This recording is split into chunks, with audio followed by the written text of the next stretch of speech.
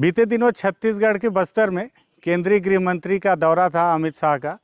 और जगदलपुर के सीआरपीएफ के स्थापना दिवस में अमित शाह पहुंचे हुए थे। उस दौरान अमित शाह ने एक बड़ा बयान दिया था कि बस्तर जो दरअसल 4 दशकों से माओवाद से जूझ रहा है, अब उसे माओवाद से मुक्ति बहुत जल्द मिल जाएगी, क्योंकि माओवादियों के खिलाफ सरकार की आखिरी और निर्णायक जंग चल रही है। उसके बाद से लगातार माओवादियों ने अपनी भूमिका स्पष्ट करना शुरू कर दिया है। दरअसल माओवादी लगातार ये मैसेज देने की कोशिश कर रहे हैं कि जिस तरह से सरकार उनका आकलन कर रही है कि माओवादी अब कमज़ोर हैं और बैकफुट पर हैं, लेकिन इसके उलट माओवादी पहले से और भी ज़्यादा मजबूत हो गए हैं। शायद यही मंशा है और यही वजह है कि लगातार माओवादी बस्तर के अलग अलग इलाकों में घटनाओं को अंजाम दे रहे हैं। बड़ी घटना, छोटी घटना भी है, जिसमें लगातार सरकार को और उनके नुमाइंदों को और जवानों को नुकसान हो रहा है। तो इस पर बातचीत करते हैं। नमस्कार, मैं विकास तिवारी हूं और आप बस्तर टॉकीज़ देख रहे हैं। दरअसल अभी जिस सड़क पर मैं खड़ा हूं, ये सड़क जो है दंतेवाड़ा से नारायणपुर के बीच की सड़क है। पल्ली बारसूर की सड़क को कहा जाता है, उसके नाम से जाना जाता है। और सबसे ख़ास बात यह है कि ये सड़क बरसों से बंद पड़ी थी, क्योंकि ये इलाका माओवादियों के कब्जे में था और बहुत पहले कभी सड़क रही, लेकिन माओवादियों ने इसे पहले खोद दिया और उसके बाद फिर यहाँ से आवागमन जब पूरी तरह से बंद हो गया तो धीरे धीरे इस सड़क से सारी चीज़ें बंद हो गई। लेकिन सरकार की मंशा थी कि बस्तर के अंदरूनी इलाकों की उन सड़कों को फिर से खोला जाए जो सड़कें माओवादियों के प्रभाव से बंद हो चुकी हैं। और यही वजह है कि सीआरपीएफ के जवानों की टुकड़ियों के सुरक्षा के दायरे में रखकर इस इलाके में सड़क का निर्माण किया गया। और इसके लिए पीछे मालेवाही का कैंप इस्टेब्लिश किया गया और आगे बोदली का कैंप स्थापित किया गया है। और इसी तरह से ये सड़क जो है बारसूर से होते हुए नारायणपुर तक जाती है। लेकिन जिस तरह से मैंने बताया कि अमित शाह के बयान के बाद लगातार माओवादी बस्तर के अंदरूनी इलाकों में अलग अलग क्षेत्र में घटनाओं को अंजाम देकर अपनी उपस्थिति और अपना स्ट्रेंथ बताने की कोशिश कर रहे हैं। इसी में अगर आप देखें तो बीते एक सप्ताह में बस्तर में, बीजापुर में और नारायणपुर कांकेर के क्षेत्र में 2 इलाकों पे उन्होंने आईडी ब्लास्ट किया, जिसमें बीजापुर में एक जवान शहीद हो गया और बीएसएफ के 2 जवान कांकेर के कोयलीबेड़ा क्षेत्र में घायल हुए। घायल जहाँ पे जवान हुए थे वहाँ की ग्राउंड रिपोर्टिंग आपने देखी होगी जो मैंने किया था। और उसके बाद फिर बोदली के आसपास, जो कि बीजापुर का इलाका है, फुंडरी का जहाँ पुल बन रहा है, उसके आसपास भी उन्होंने बीते दिनों एक आईडी बम ब्लास्ट किया, जिसमें एक जवान फिर से घायल हो गया था। और उसके बाद इस पल्ली बारसूर के मार्ग पर, जो नारायणपुर से दंतेवाड़ा को सीधे जोड़ती है, इस सड़क पर आवागमन सुचारू रूप से चालू करने के लिए यात्री बस संचालन शुरू कर दिया गया। और अब माओवादियों ने इस यात्री बस को भी अपने टारगेट में लिया है। कल सुबह यह बस जब नारायणपुर से कुछ यात्रियों को लेकर दंतेवाड़ा के लिए रवाना हुई थी, तब इन्हें नहीं पता था कि इसमें बैठे सवारी और इन्हें अमित शाह के बयान का भुगतान करना पड़ेगा। दरअसल माओवादी लगातार अलग अलग बैनर पोस्टर डालकर अमित शाह के बयान का भी विरोध कर रहे हैं और इस तरह की घटनाओं को अंजाम भी दे रहे हैं। कल बताते हैं कि ठीक 10 बजे जब ये बस यहाँ पर पहुँची तो माओवादियों ने इसे पहले रोका और रोकने के बाद सारे यात्रियों को उनके सामान के साथ नीचे उतारा और उनके सामने ही इस यात्री बस को आग के हवाले कर दिया। बस को आग के हवाले करने के बाद उन्होंने यात्रियों से पैदल ही आगे बढ़ने का निर्देश दिया। बताया जाता है कि इस दौरान यात्रियों से भी बातचीत हुई तो उन्होंने हालांकि कैमरे के सामने आने से मना कर दिया। वजह यह भी है कि दरअसल इस इलाके से यातायात का साधन या ट्रेवल करने वाले जो लोग होते हैं ग्रामीण, वो दरअसल कैमरे में आकर अपनी आप बीती बताने से इसलिए भी डरते हैं कि कहीं ऐसा ना हो कि माओवादी उन्हें फिर से टारगेट करें या पुलिस उन्हें परेशान करे कि उन्होंने क्या क्या देखा और क्या क्या घटना किस तरह से हुई।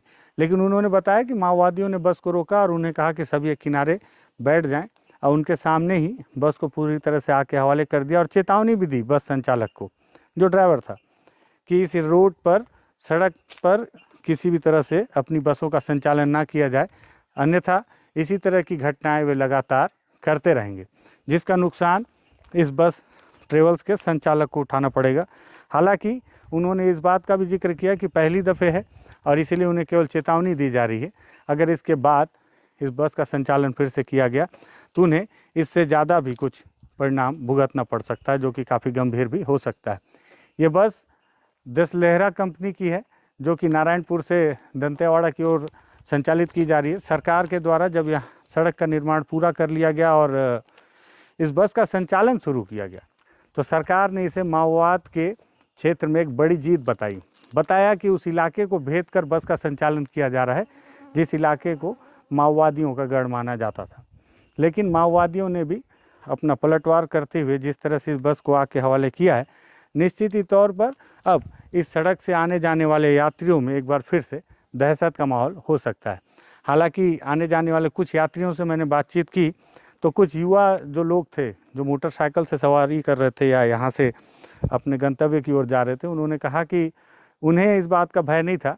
कुछ ग्रामीणों से मैंने बात की तो उन्होंने कहा कि हम गलत नहीं हैं तो हमारे साथ माओवादी मारपीट क्यों करेंगे।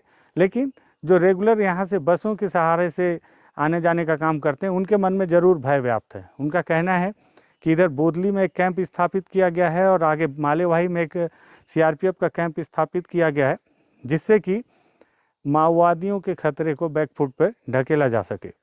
उनका ये भी कहना था कि अगर आप दंतेवाड़ा या बारसूर की तरफ से जब आएंगे तो मालेवाही के पास सीआरपीएफ के जवान बारसूर में जिस तरह से चेक पोस्ट लगाकर पूछताछ करते हैं, तो उसका फ़ायदा आखिर क्या ही मिलता है जब माओवादी इस बीच में आकर किसी घटना को अंजाम दे जाते हैं। हालांकि इसमें सीआरपीएफ के अधिकारियों से अगर आप बातचीत करें तो उनका तर्क होता है कि जो यात्री यहाँ से जा रहे हैं उनकी लिखा पढ़ी इसलिए की जाती है कि वो सुरक्षित पहुँचे या नहीं। एक यात्री जा रहे हैं, इनको रोक कर पूछते हैं, भैया कहाँ जा रहे हो? छोटे डोंगर। भैया इनको भी रोक लो। अच्छा, छोटे डोंगर जा रहे हो, कहाँ वहीं के हो क्या? वहीं का नहीं, बारसूर का हूँ। बारसूर। ये कल कितने बजे जला है बस को? क्या पता है, हमको मालूम नहीं। अच्छा ठीक है।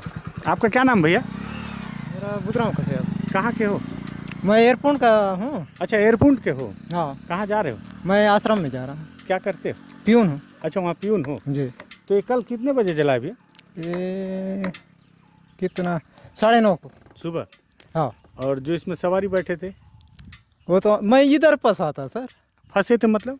फंसा था मतलब मेरा था 4 बजे से कितना 4 बजे तक।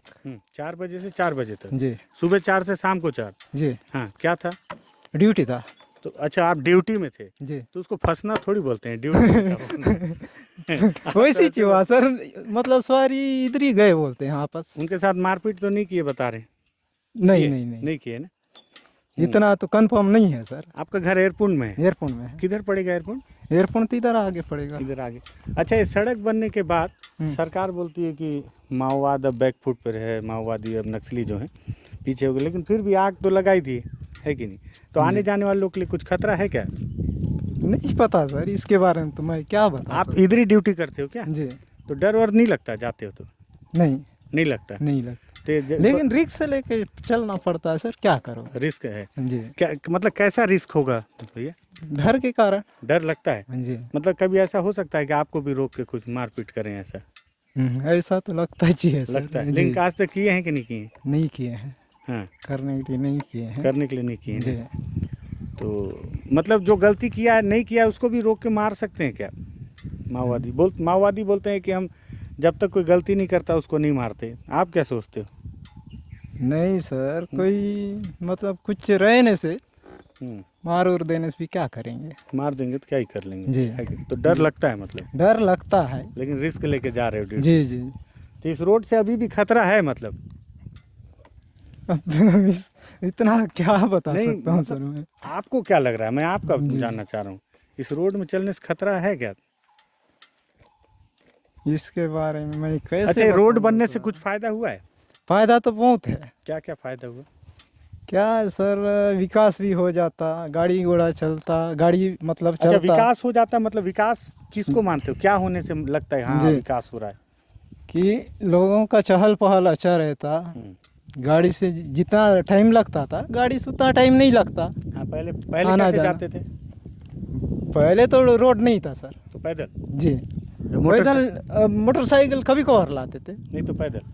मैं तो बाद में लिया हूँ, साइकिल में हम लोग। अच्छा, ये पास कहीं पे बोलेरो भी एक बार उड़ाए थे ना?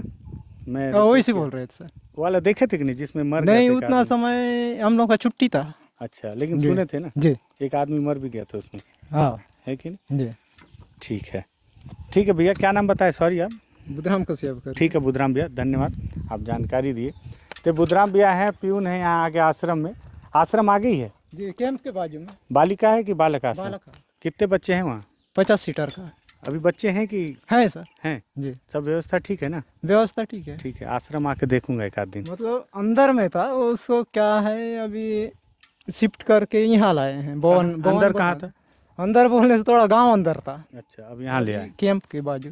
ठीक है बुधराम भैया, जाइए आप। तो ये इस तरह से माओवादियों ने इस बस को जला के घटना को अंजाम दिया, अपनी उपस्थिति दर्ज की और लगातार बस्तर के नारायणपुर हो या बीजापुर हो, और ये भी दंतेवाड़ा के इलाके में आएगा। इस इलाके में इस तरह की घटनाओं को अंजाम देकर माओवादी ये बताने की कोशिश कर रहे हैं कि जिस तरह से केंद्रीय गृह मंत्री अमित शाह ने कहा कि अब माओवाद अपने अंतिम पड़ाव पर है और जंग निर्णायक है और कभी भी माओवाद को समाप्त किया जा सकता है बहुत जल्द, कभी भी मतलब बहुत जल्द। तो माओवादी अपनी ताकत दिखा रहे हैं, पूरी ताकत झोंक चुके हैं, सरकार अपनी ताकत झोंक चुकी है और बस को जलाना, ये सारी चीज़ों की ग्राउंड रिपोर्टिंग थी। अगर आपको लगे कि माओवादियों से जुड़ी ये जानकारी, ये घटना, ये ग्राउंड रिपोर्टिंग तथ्यपरक थी और ज्ञानवर्धक थी, साथ ही इस बात की भी जानकारी मिली कि आखिर बस्तर में बयानों के बाद से माओवादियों की घटना क्यों बढ़ गई है। तो इस वीडियो को शेयर कर दीजिएगा और बस्तर टॉकीज को सब्सक्राइब कर दीजिएगा। धन्यवाद।